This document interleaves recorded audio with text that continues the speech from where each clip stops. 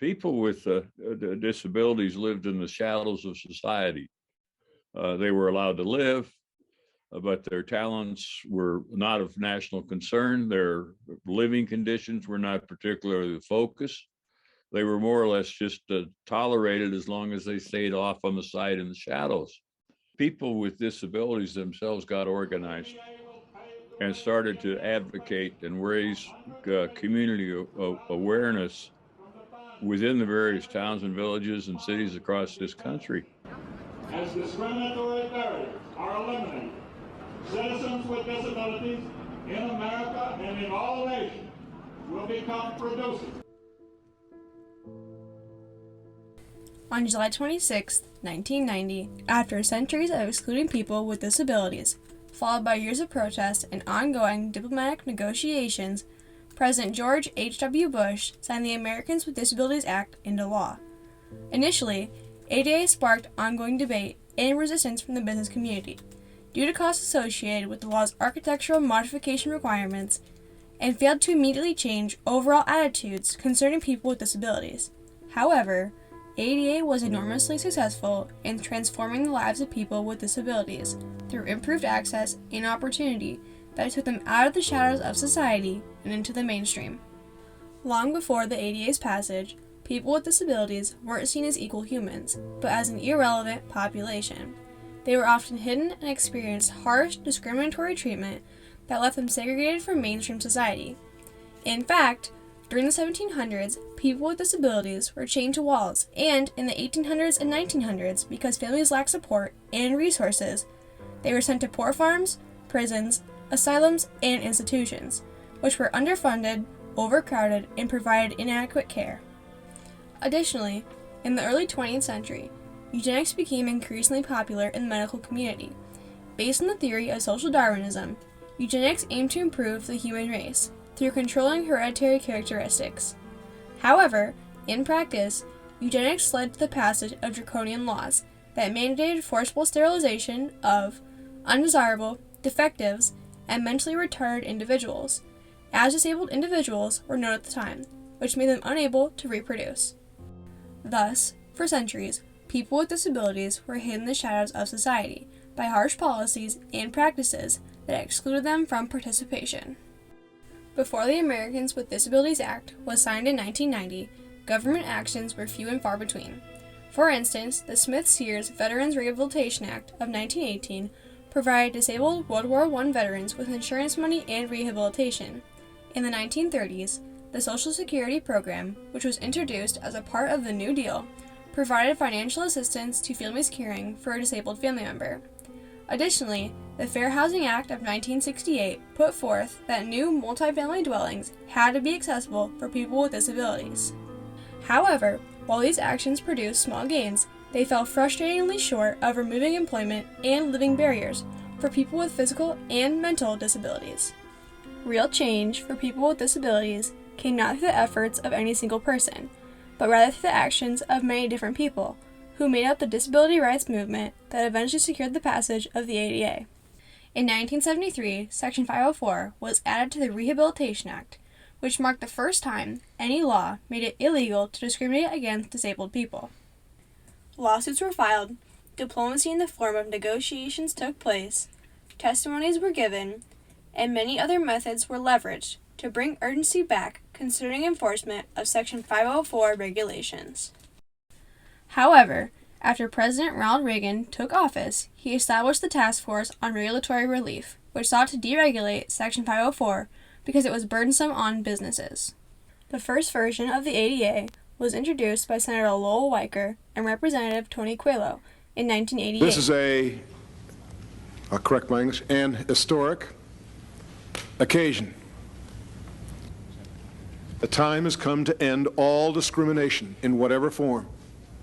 And so it is time that our government recognize our abilities and give us the dignity to do what we can do.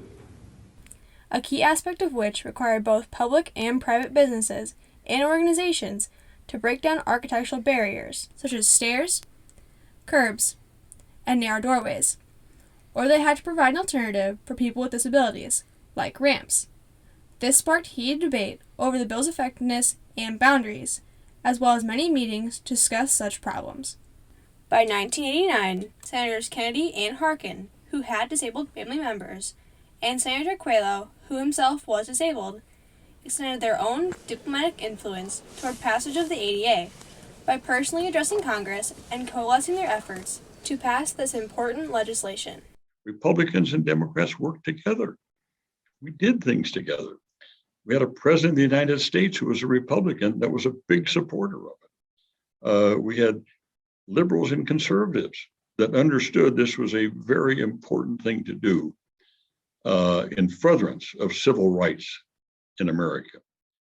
Additionally, Justin Dart, chair of the Congressional Task Force on the Rights and Empowerment of People with Disabilities, held public hearings that were attended by thousands of people with disabilities, their friends, and family members, citing the injustice of discrimination in the lives of people with disabilities. However, the business community inserted substantial doubt into the debate surrounding ADA through letters and their own testimony concerning the extreme costs of architecturally modifying businesses to make them accessible.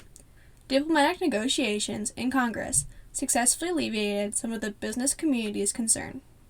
You negotiate because you find out what their concerns are and you see what you can do to address them. You can make loans available for restroom remodeling. You can give subsidies to the cities for curb cuts. So you can ease the impact of the legislation on their particular situation. Talking to various people in various constituencies across the country to convince them to accept this legislation. However, despite progress in negotiations, after 2 years, the bill remained stalled in Congress. On March 12, 1990, the disabilities community rallied at the Capitol, a pivotal moment in the path to access, in which they leveraged the power of the media to show Congress and the world the barriers they faced. Out of their chairs and up the stairs, hundreds of people with disabilities crawled up the Capitol steps as the unseasonably hot afternoon sun beat down on them. I'll take all night. I have to. We're going to be here. Don't worry. As long as it's safe. As long as it's safe. Their tactic was both shocking and successful in changing public sentiment and pushing the bill to final passage.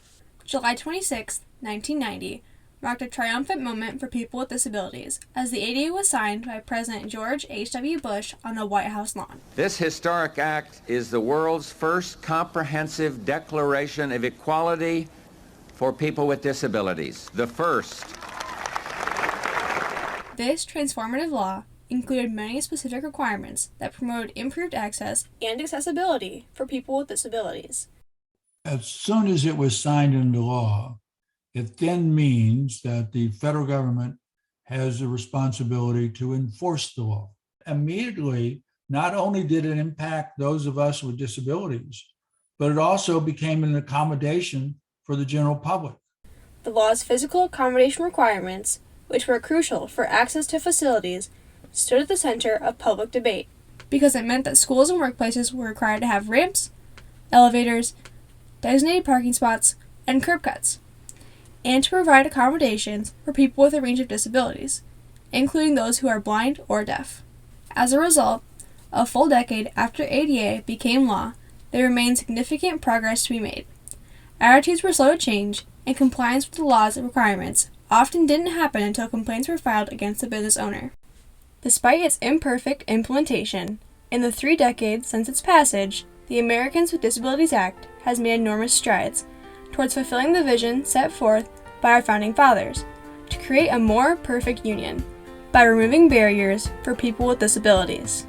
Today, people with disabilities are contributing to society and living full lives through holding jobs, supporting their families, and finally stepping out of the shadows. You don't have to be a space physicist with a disability to be recognized. You can be the person down the street who's making a living because you can get a job and taking care of your family. What changed is that the pool of talent and the ability of people to live happily in their own lives, in their own manner, has just exploded.